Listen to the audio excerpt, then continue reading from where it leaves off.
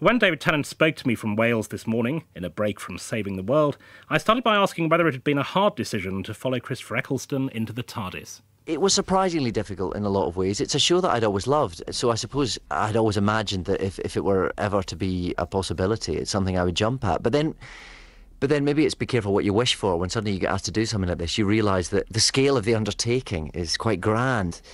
Suddenly you have to think, well, this is a reality now, and I'm signing up for something that, for good or ill, will probably be attached to me for the rest of my life. And then, after going through a phase of thinking, actually, maybe I shouldn't, maybe this is the wrong thing, I just woke up one morning and thought, oh, don't be ridiculous. You'll never be able to look yourself in the eye if you pass up this opportunity.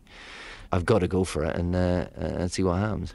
And the doubt about doing it for an actor like you or Chris Eccleston is, as you say, that attachment that, I mean, Tom Baker, for example, until Little Britain, I mean, it's the only thing that people associate with him is Doctor Who. That is a risk you're taking. I suppose it is, yeah. But again, the option is you don't do it. That's the only other option you've got. And I didn't want to be the guy who had the opportunity and didn't take it. And how much freedom do you have in building the character of Doctor Who, working with Russell T Davies, the writer, and so on? Russell writes the script, and then they come to you and you interpret them as you see fit, like you do with any other character. The thing about the Doctor is that every time he regenerates, you kind of reset to zero in a sense. It's not like Tarzan or James Bond, where the character is the character. Although there are certain elements of the Doctor that are invariable, everything else is kind of up for grabs, really.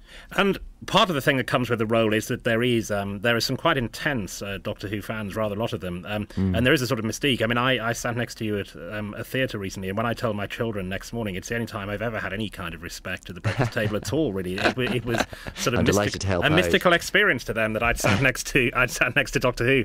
Now, you're going to get a certain amount of that. You're going to get the invitations to appear at Doctor Who conventions in Hawaii and so on. I mean, are you up for all that? I don't know. I've not had any yet, or if I have, they haven't filtered through to me.